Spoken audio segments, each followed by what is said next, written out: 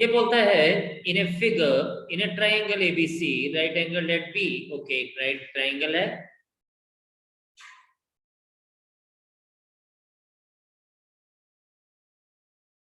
right angled at B. Okay, we consider it as A, we consider it as B, and we consider it as C. Right angled at B है तो देख सकते हैं कि हमने इसको right angle B के ऊपर बनाया। AB is equals to 24. Okay, BC is equals to 7. Okay, determine sin A and cos A, sin C and cos C. Okay, अगर हम लोग यहाँ पे देखें here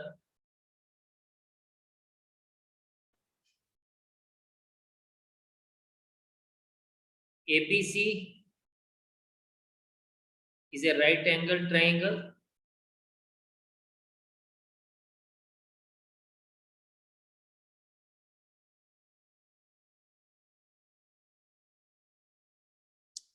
Angle ABC is equals to 90 degree, right? और यहाँ पे it is given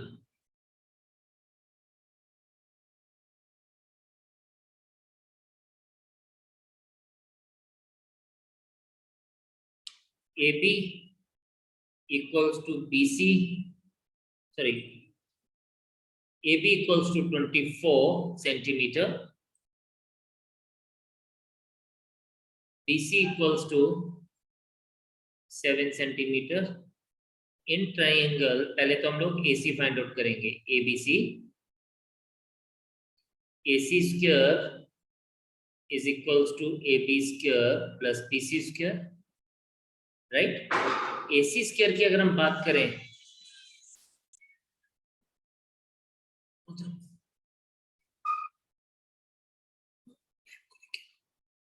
AC square is equals to ये आएगा 24 square plus 7 square, that is 576 plus 49. AC square is equals to beta 625, and this implies that AC is equals to 625 किसका square होता है 25 का, तो इसलिए AC का वैल्यू आ जाएगा 25. So we have got AC as 25. अब इसने हमसे पहला पार्ट पूछा साइन A. साइन A में this is the angle we are talking about, इसलिए BC will be perpendicular for angle A.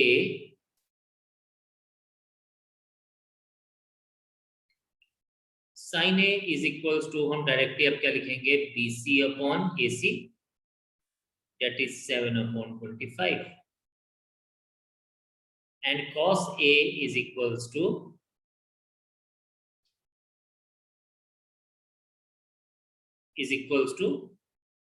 AB upon AC, that is equals to 24 upon 25.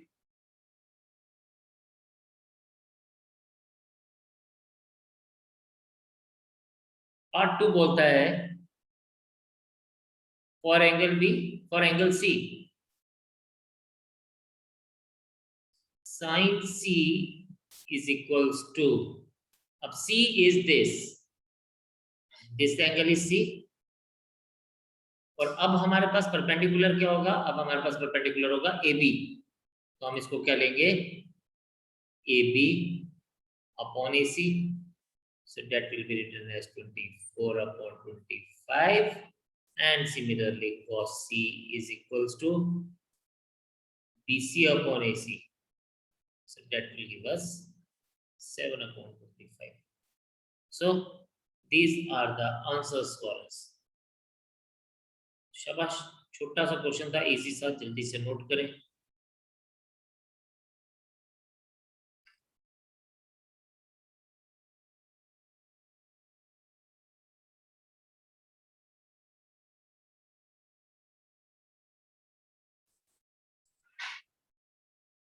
देखें यहाँ पे ये लिखा गया है, ध्यान से समझना ये बात, एक छोटी सी बात है जो मैं आपको यहाँ पे बताना चाहूंगा।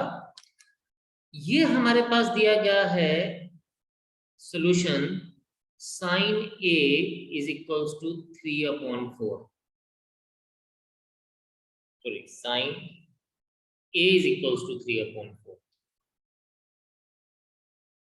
आपको याद होगा मैंने कल आपसे एक बात कही थी लास्ट सेशन में कि ये जो होता है ये हमारे पास रेशियो होती है, we can not consider this as the exact value.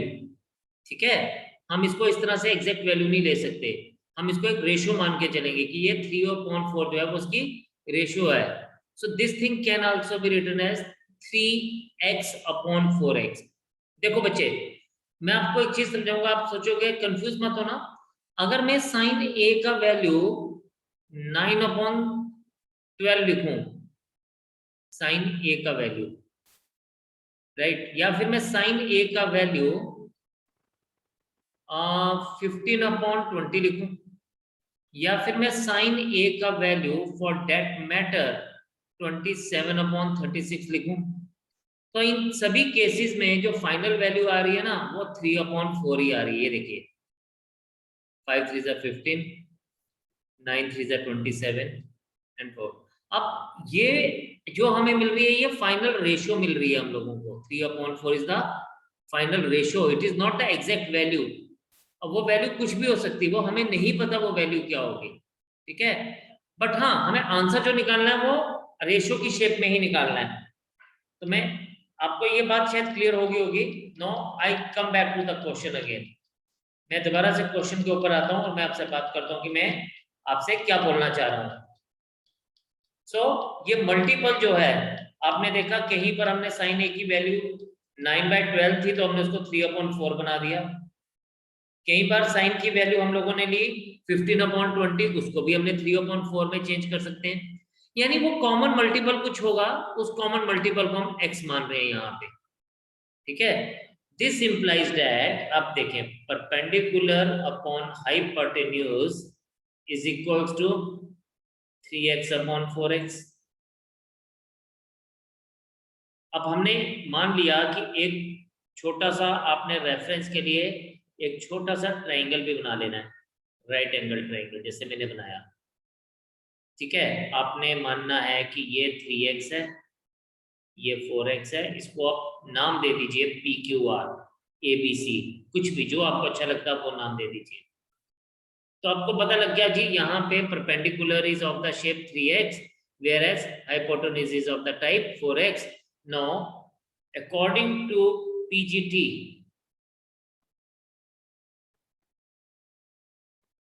हम सबको पता है कि hypotenuse square is equals to perpendicular square plus base square, we all know this। hypotenuse is 4x का whole square, perpendicular is 3x का whole square plus base square।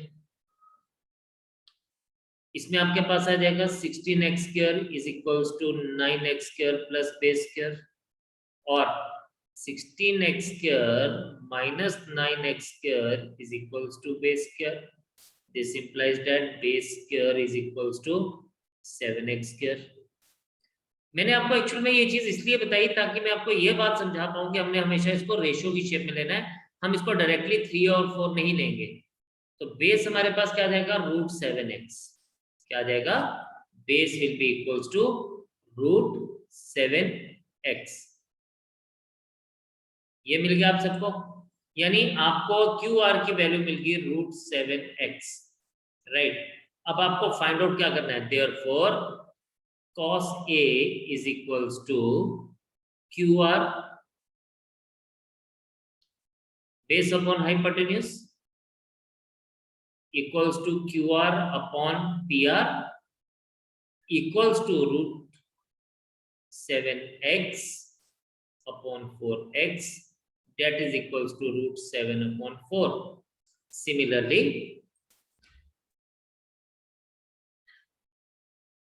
Similarly हम इसको ऐसे बोल सकते हैं, tan A is equals to perpendicular upon base, that is equals to perpendicular हमारा क्या था, PQ upon QR, that will be equals to 3x upon √7x, जिसको हम लोग 3/√7 लिखेंगे फाइनली। तो this is the answer for us. Though the answer is same, but हम इसको जब रिप्रेजेंट करेंगे, जब हम इसको लिखेंगे तो हम हमेशा इसको x की फॉर्म में ही लिखेंगे, पहले हम इसको चेंज करेंगे, will be writing it as 3x upon 4x and then we will do the rest of the calculation and we will get our answer. So this is the right way of doing the things. Answer आपका वैसे भी निकलेगा, but this is the right way of representing the things. So note it down, then we will move ahead. चले बेटा, अब हमारे पास यहाँ दिया गया है cot theta is equals to 7 upon 8. Again जब cot theta is equals to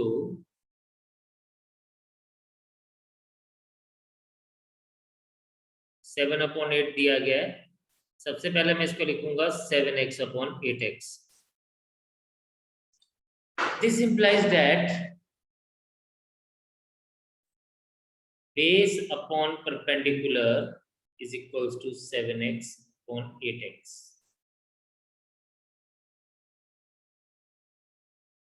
Again हम लोग एक रफ सा स्केच बना लेंगे.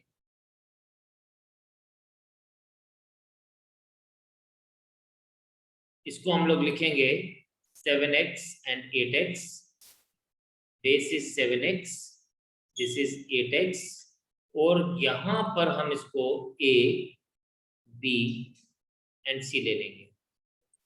फिर according to पाइथागोरस थ्योरम, वही PGT,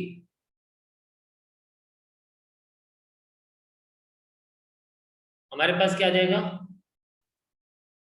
Hypotenuse square is equals to perpendicular square plus base square. That means AC square is equals to AB square plus BC square. This implies that आपके पास ये बच्चे बन जाएगा AC square का value हम लोगों को फाइंड आउट करना है. So this becomes what? 8x whole square plus 7x whole square. This will be written as 64x square plus 49x square, and I could write it as 60 plus 40, 113x square, and AC is equals to root 113x. So we have got the value of AC, right? अब हमें first part क्या दिया गया है? The first part is given to us as 1 plus sin theta into 1 minus sin theta whole divided by 1 plus cos theta to 1 minus cos theta. आप सबने अपनी junior classes में पढ़ा हुआ है a plus b into a minus b, that is a square minus b square. So we can write this thing as 1 square minus sin square theta upon 1 square minus cos square theta. Right. Now if you see here, यहाँ पे आपके पास sin square theta होता है ना, हम इसको क्या लिखते हैं मैं आपको वो बताना चाहूंगा, and then you will be putting the value yourself. This is 1 minus sin theta whole square. हम sin square theta को we can write it as sin theta whole square. ये पूरी ट्रिग्नोमेट्रिक रेशियो का स्क्वायर है. Remember this particular thing. ये बहुत छोटा सा पॉइंट है, बहुत इंपॉर्टेंट पॉइंट है. Similarly, this will be 1 minus cos theta का whole square. Now all you need to do is you just have to find out the value. I am writing this as root 113x. आपको क्या करने का है? आपको सिर्फ sin theta और cos theta का वैल्यू यहाँ पे यूज करना है, and you have to give me the answer. Come on, try it and give me the answer for this. So done. Now, okay, चलते हैं. Now sin theta is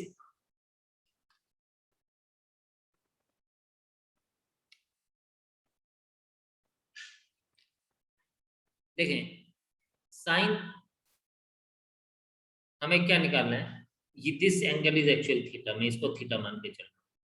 तो sine theta is perpendicular upon hypotenuse, that is equals to 8x upon root 13x, 113x equals to 8 upon root 113.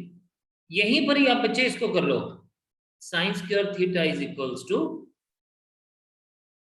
8 upon या आप इसको ऐसे लिखेंगे, क्योंकि मुझे साइन थीटा का होल स्क्वायर चाहिए ना, आप इसको साइन स्क्वायर थीटा भी लिख सकते हो, आप साइन थीटा का होल स्क्वायर भी लिख सकते हैं। 8/√113 का square, it is 64/113. Similarly, cos theta is equals to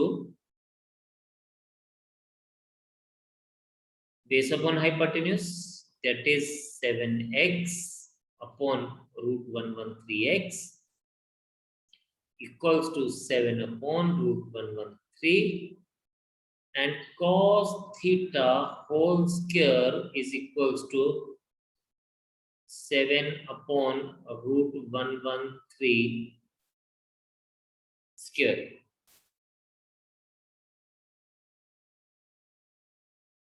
That is 49/√113.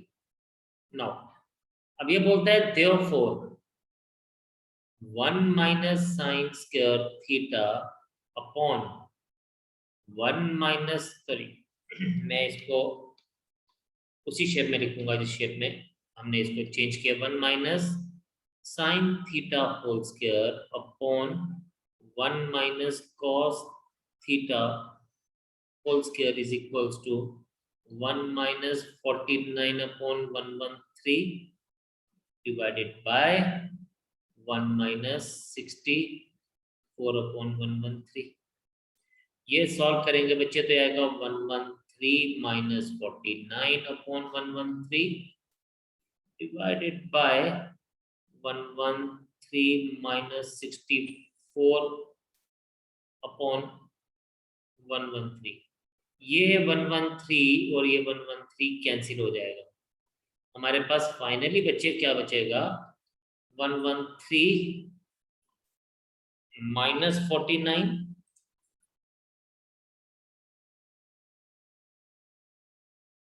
all divided by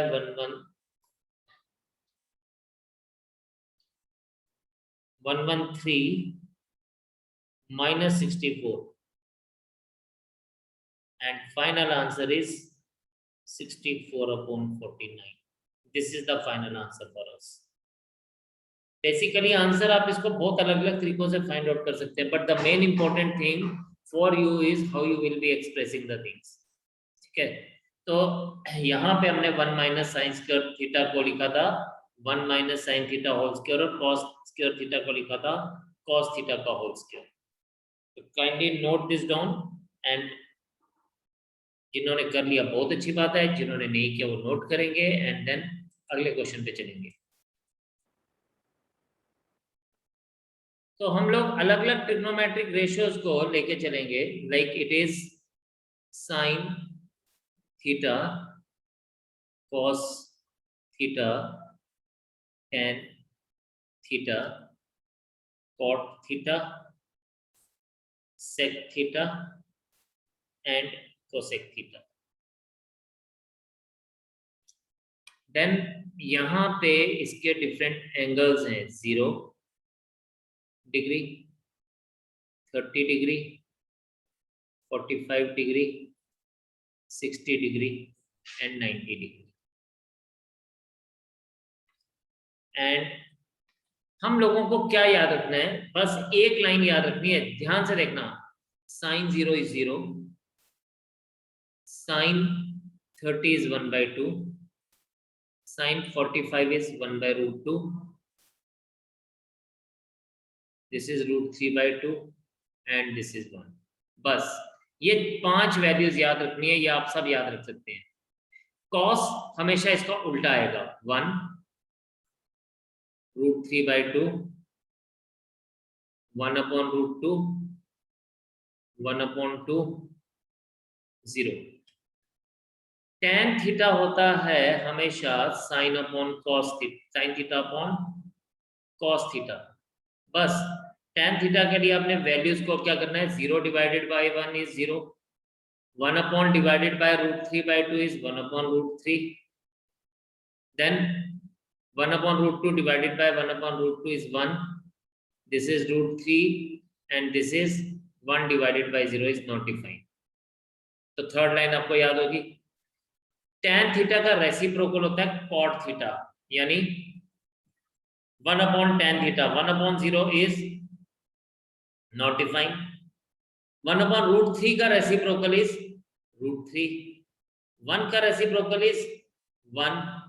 √3 का रेसिप्रोकल इज 1/√3 एंड इंफिनिटी का रेसिप्रोकल इज 0. सिमिलरली cos का रेसिप्रोकल होता है sec, तो 1 का रेसिप्रोकल 1, √3/2 का रेसिप्रोकल 2/√3, √1/√2 का रेसिप्रोकल √2, 1/2 का रेसिप्रोकल 2 एंड 0 का reciprocal not defined. And sine का रेसिप्रोकल होता है कोसेक, तो ये आ जाएगा आपके पास 0 का रेसिप्रोकल नॉट डिफाइंड, 1/2 का रेसिप्रोकल 2, 1/√2 का रेसिप्रोकल √2, √3/2 यानी साइन की वैल्यू को चेक करेंगे तो उसका रेसिप्रोकल बन जाएगा 2/√3 एंड 1 का रेसिप्रोकल 1. सो मेन इंपॉर्टेंट है आपकी फर्स्ट लाइन. अगर आपको फर्स्ट लाइन लर्न हो गई तो बाकी की लाइंस आप बड़े ध्यान आराम से लर्न हो पाएगी, कोई प्रॉब्लम नहीं आएगी. बहुत सारे लोग ना इसको ऐसे लिखते हैं कि सर जी पहली वैल्यू जो वैल्यू है ना, बहुत सारी बुक्स में बहुत सारे लोग इसको इस तरह से बोलते हैं कि सर ये जो पहली वैल्यू है वो 0/4 का स्क्वायर रूट है, दूसरी वैल्यू 1/4 का स्क्वायर रूट है, तीसरी वैल्यू 2/4 का स्क्वायर रूट है, चौथी वैल्यू 3/4 का स्क्वायर रूट है और पांचवी वैल्यू 4/4 का स्क्वायर रूट है. ऐसे बोलते हैं साइन वाले के लिए, फिर कॉस वाले के लिए उल्टा करते हैं, टेन वाले के लिए वैसे करेंगे.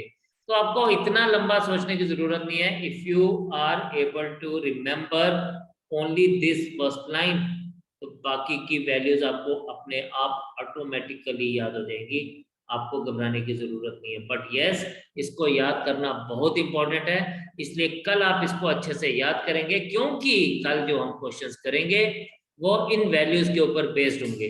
तो आपको वो वैल्यूज अच्छे से आती होंगी तो बहुत अच्छी बात है, वरना प्रॉब्लम हो सकती है. तो आज इतने रखते हैं, कल मुलाकात करेंगे आपके साथ. आपने अपना होमवर्क करना है और इस टेबल को अच्छे से याद करना है. तो bye for today, God bless you all and जय हिंद.